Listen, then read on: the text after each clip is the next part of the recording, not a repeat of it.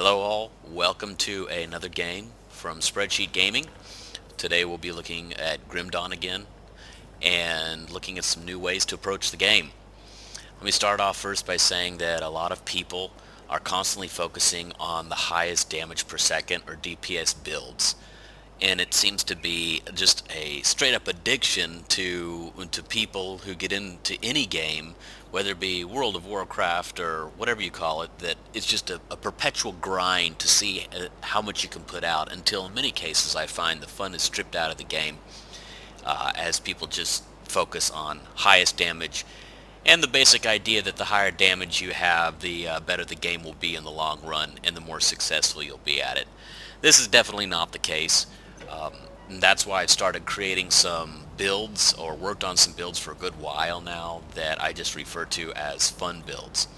And today we'll be focusing on the character Deadshot here, and I'll jump right into it. So let's start first of all with the tech trees. I went with Demolitionist because I'm dual wielding pistols, as you notice my character's got here. So, and the benefits that you have with the Demolitionist tree.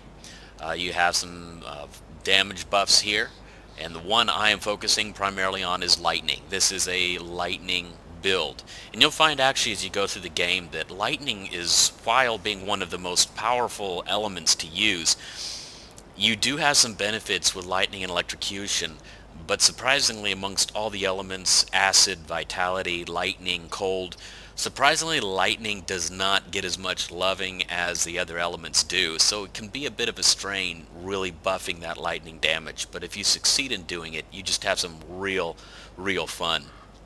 Anyway, here you have a flame touched buff that increases the lightning damage, currently up to 51%.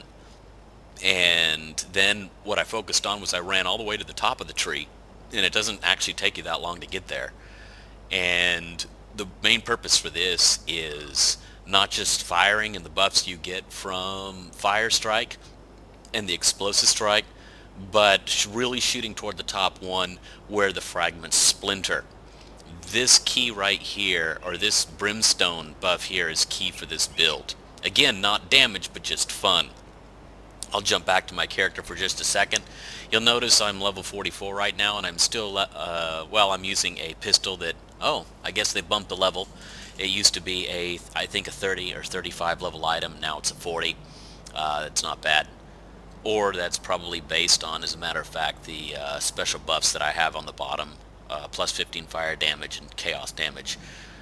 That's the only thing that's raised the level of the weapon, so I think it probably is still a level 30 to 35 item. Somebody feel free to correct me in comments, and I'll make changes if that's the case. Anyway, Orwell's Revolver is going to be what your entire build is centered around. And like I said, you can get those pretty early on. Getting two of them, that's probably your only problematic thing. This build is based on two Orwell's Revolvers and needing two attuned lodestones. Thankfully, with the game being released recently, I've seen attuned lodestones dropping much more frequently, so that should not be anywhere as hard as it was getting even just a couple months ago, where you were lucky to find one fragment, maybe after 30 hours of gaming. So that covers that there, or the primary items, or two Orwell's Revolvers and two attuned lodestones. Now, what this does here, and the reason that technically these low-level items will carry so far into the future, is that it is based entirely on the buff. If you will look down to the first granted skills of this weapon, it says a lightning bolt on a 10% chance of attack. Now remember that, because we're going to jump over here, and we have, of course, the same buff, another lightning bolt on 10% chance on attack. Now the really amazing thing about this, and the reason that a low-level item will actually carry on so far into the future, is if you'll notice the buff damage anywhere from 311 to 2,378. There are level 50 items in the game doing other types of damage, whether poison or acid or even ice, that don't get anywhere near this amount of lightning damage. So whether it's early on in the game or carrying these items far past the level of the characters you're fighting, the chance of you dropping this 2378 lightning damage on your enemy's head, that is really, really going to make a huge, significant difference. You'll also notice the pistols also come already up at the very top with a buff to lightning damage on top of 27%, and on this one of 34%, so you can really get some good ones. And of course that increases the lightning strike as well. Now notice the 10% like I was talking about. Let's now go over to the static charge on your attuned lodestone. On getting struck, there's a 20% chance when being hit by a person to discharge a good amount of lightning as well. And here, wow, I just noticed how much they had buffed it, or not buffed it, actually cut the damage since the release of the game, but still, it's definitely a viable item to use. 704 lightning damage on this one, with a 20% chance when hit by a melee attack.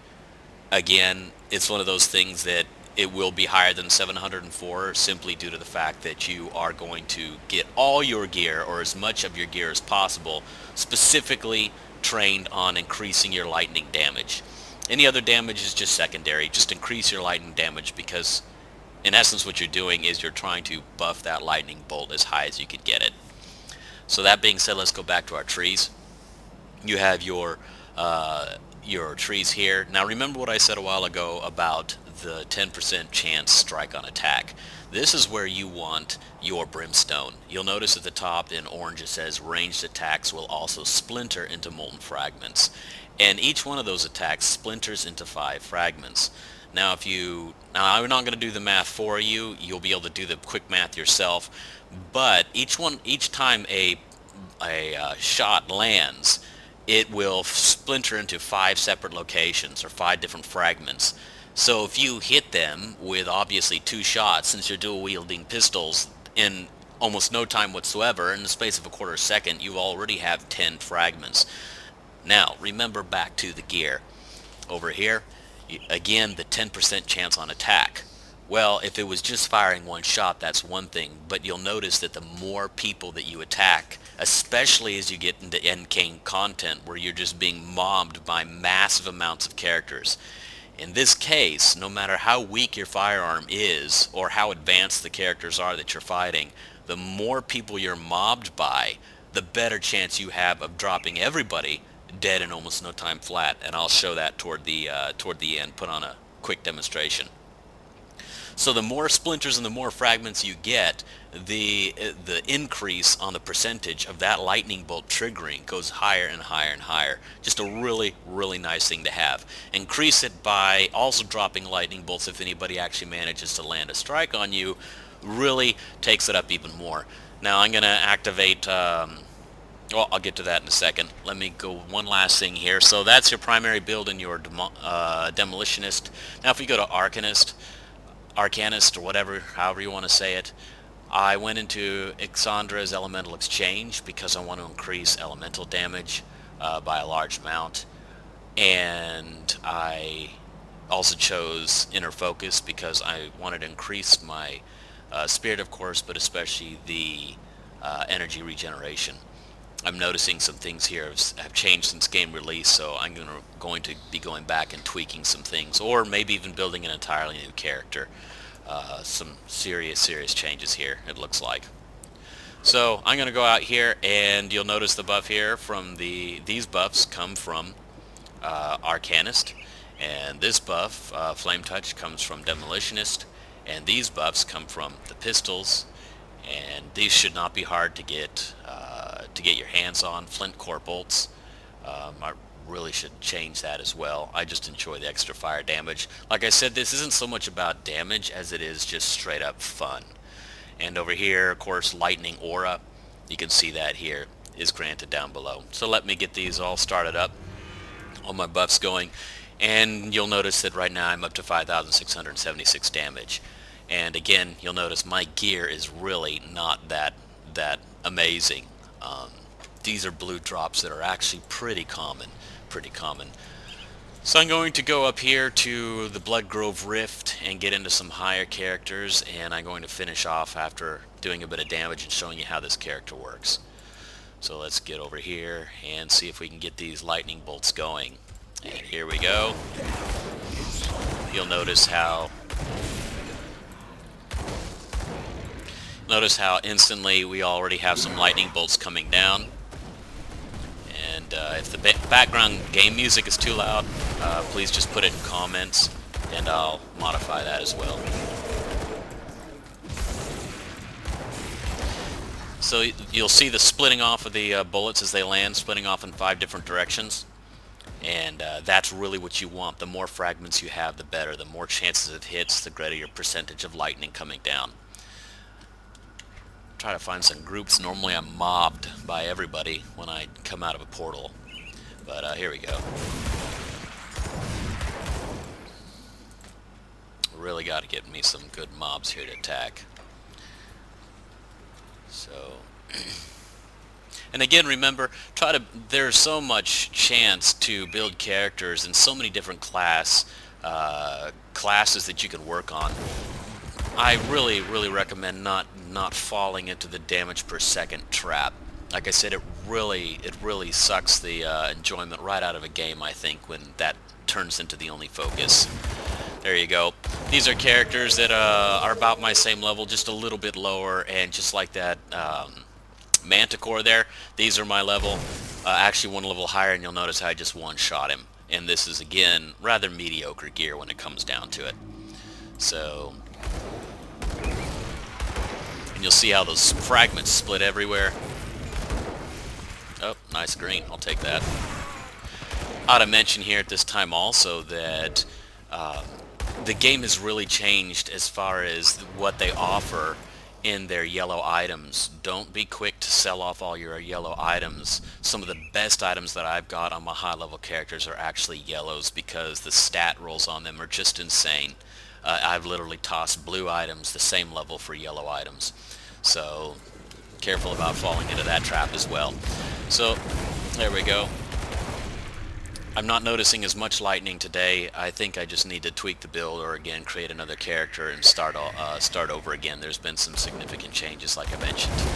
So now what you really want to aim for in the future on this character, what I used to do, oh here's a boss, is what's really going to help you are bosses that are surrounded by characters. It's really difficult, I find, to get your lightning bolt to proc on the boss. So if you can get that boss surrounded by a lot of characters, then the chance for those lightning bolts and stray bolts hitting the boss are really good. And I've ended up taking out bosses 4 levels higher than me in almost no time flat because they're nuked with just piles of lightning. So anyway, that's very brief. I don't want to keep you any longer here. I want to let you go out and try some other things and just have fun for yourself. So there is your video today from Spreadsheet Gaming. Hope you've enjoyed it. If you like it, go ahead and give it a thumbs up. I'd appreciate it.